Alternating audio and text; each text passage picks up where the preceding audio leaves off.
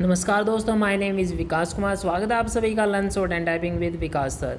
Dainik Jagran newspaper first article, मनमानी का उदाहरण, 100 शब्द पर मिनट्स। Be ready, start.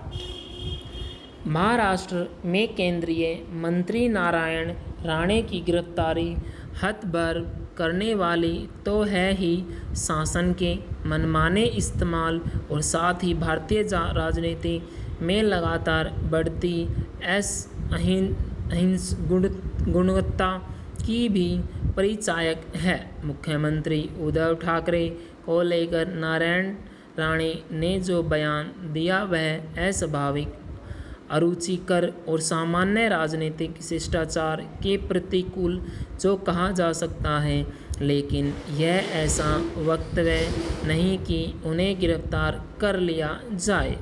यदि इस तरह छोटी छोटी बातों पर गिरफ्तारियां होंगी तो किसी की खैर नहीं। सत्ता के अहंकार में चूर महाराष्ट्र सरकार ने न केवल नारायण राणे की गिरफ्तारी की, बल्कि इस दौरान यह भी सुनिश्चित किया कि उनके साथ किसी अपराधी की तरह व्यवहार किया जाए। नारायण राणे के साथ हुए पुलिसिया व्यवहार ने उन घटनाओं की याद दिला दी जिनकी चपेट में एक टीवी चैनल के संपादक और मशहूर अभिनेत्री कंगना रनौत आई थी। ऐसा लगता है कि महाराष्ट्र सरकार अपने राजनीतिक आकाओं का हुक्म बजाते समय सामान्य तौर तरीकों को भुला देना और शिवसेना की निजी सेना की तरह व्यवहार करना पसंद कर रही है। उसे अपनी प्रतिष्ठा के साथ लोकलाज की कुछ तो परवाह करनी चाहिए। निसंदेह ऐसा ही अपेक्षा महाराष्ट्र सरकार से भी है, लेकिन शायद उसने उन तौर तरीकों को अपने शासन का हिस्सा बनाना तय कर लिया है जो उसके विपक्षी दल के रूप अपने राजनीतिक विरोधियों के प्रति अपना रखे थे। नारायण राणे की जिस तरह से गिरफ्तारी हुई उससे यह स्पष्ट है कि महाराष्ट्र में भाजपा और शिवसेना के बीच की राजनीतिक कटुता और अधिक बढ़ेगी। इसके नतीजे में राज्य का राजनीतिक माहौल और अधिक दूषित ही होगा।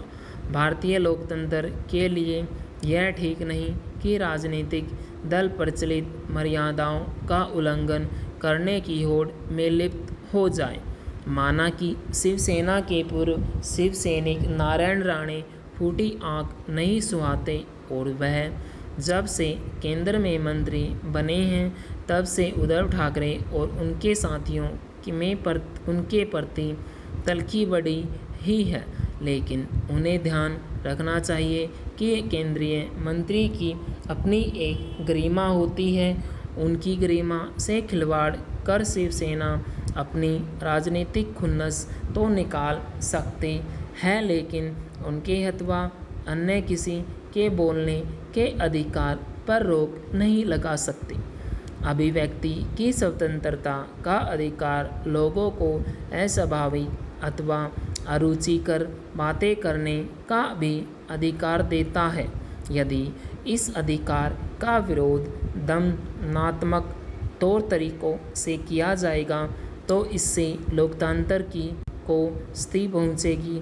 यदि शिवसेना यह चाहती है कि नारायण राणे संभल कर बोले तो उनके नेताओं के प्रति शालीनता का परिचय दे और खुद उसे भी इसी तरह के व्यवहार का परिचय देने के लिए तैयार रहना चाहिए। पूर्ण विराम।